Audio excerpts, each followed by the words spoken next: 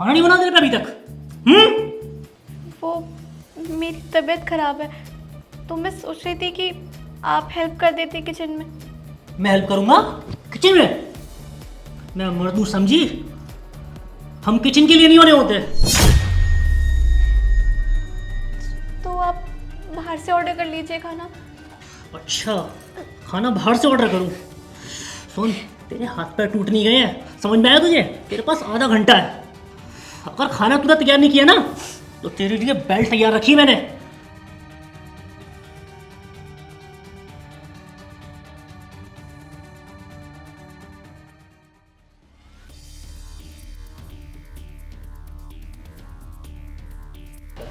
ये तो वर्दा है, लेकिन ये यहाँ क्यों बैठी है ऐसे? जाके पता करता हूँ।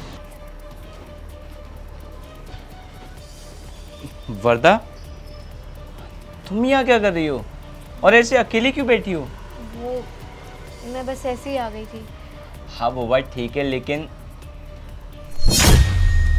ये चोट के निशान और तुम्हारी गर्दन पे भी निशान है, ये क्या है वर्दा? कुछ नहीं, बस फिसल के गिर गई थी। वर्दा, तुम शायद भूल गए मैं तुमसे कितना प्यार करता हूँ, और जब तुम झूठ बोलती हो ना तो तुम्हारी आंखें नीचे हो जाती हैं। तुम झूठ बोल रही हो ना मुझसे? क्या हुआ मुझे बताओगी?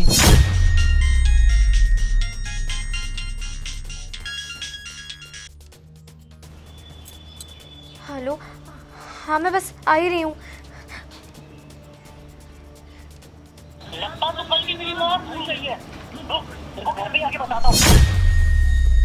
सुन, तूने इसे मारा, आज के बाद तू इसे हाथ भी नहीं ला सकता, समझा तू?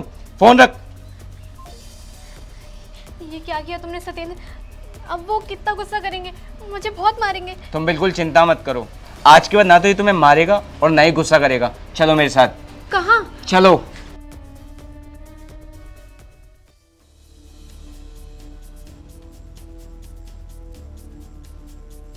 वर्दा, ये सब क्या है?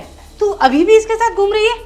अरे तुझे पता है ये हमारी बिरादरी का नहीं है, इसीलिए मैंने तेरी शादी इसके साथ नहीं की। और तू अभी भी, तेरा दिमाग खराब हो गया है। अरे तेरे पति को पता चलेगा तो क्या होगा? तू उसको धोखा दे रही है। कितना खुश रखता है वो तुझे, हर खुशी देता है तुझे, और फिर भी तू उसके साथ में ऐसा कर रही है।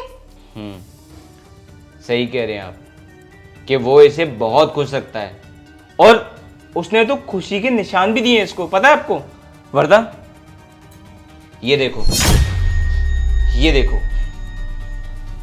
अरे जानवरों जैसा सलूक करता है इसके साथ, इसे मारता है, पीटता है।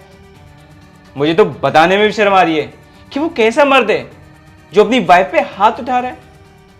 माँ जी, मेरे से आपने इसकी शादी सिर्फ इसलिए नहीं कराई क्योंकि मैं एक अलग कास्ट का था, मेरे पास पैसा कम था, लेकिन मैं इसे ना बहुत प्यार करता था, इसे बहुत खुश रखता मैं।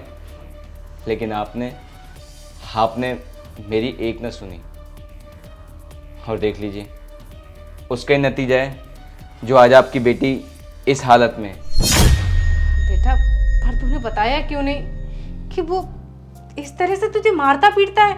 अरे मैंने तो ये सोच के शादी कराई थी कि वो तुझे बहुत खुश रखेगा, बहुत पैसे वाला है वो।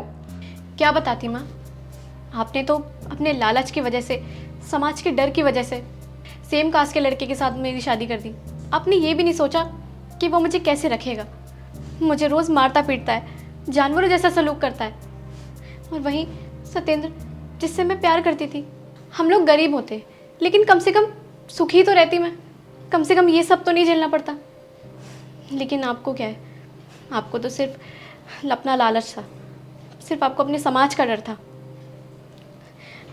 पर कोई बात नहीं माँ, अब तो मुझे इस सब की आदत हो गई है, सह लूँगी मैं ये सब, आपकी खुशी की खातिर। यही तो चाहती थी ना आप। पर बेटा तुझे बताना चाहिए था।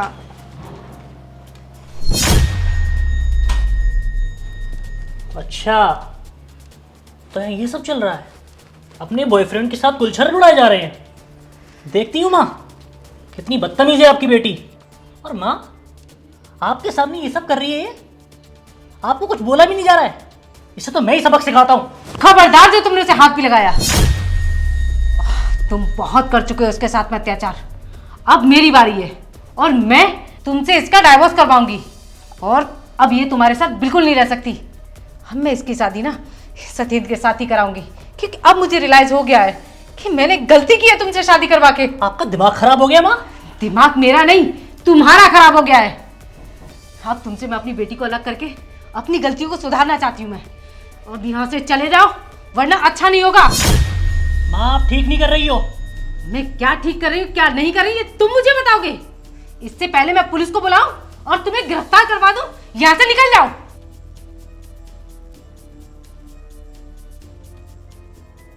और बेटा तुम दोनों मुझे माफ कर दो, मैंने तुम दोनों को समझने में गलती की है। अरे मैंने यही सोच के शादी कराई थी ये खुश रहेगी, लेकिन मुझे क्या मालूम था वो ऐसा दरिंदा निकलेगा। पर अब मुझे अपनी गलती का एहसास हो गया है। हाँ मैं बहुत जल्दी बरदा का डाइवोर्स करा के तुमसे उसकी शादी करा दूंगी। बस तुम दोनों हमेशा खुश रहो, मैं यही चाहती हूँ।